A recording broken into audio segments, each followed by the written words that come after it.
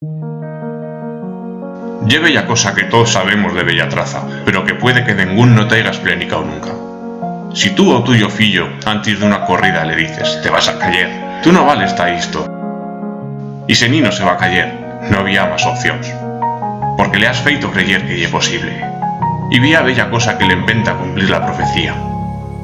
Pero si encuentras diso, a ese mismo nino le dices, corre, vuela, no te atures.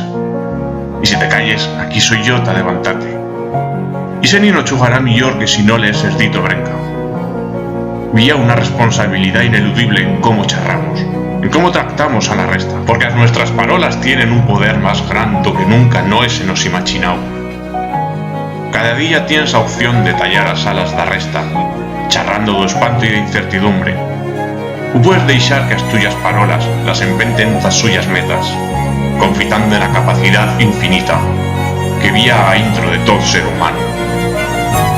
Se conoce como efecto Pigmalión y funciona en cualquier momento de nuestras vidas.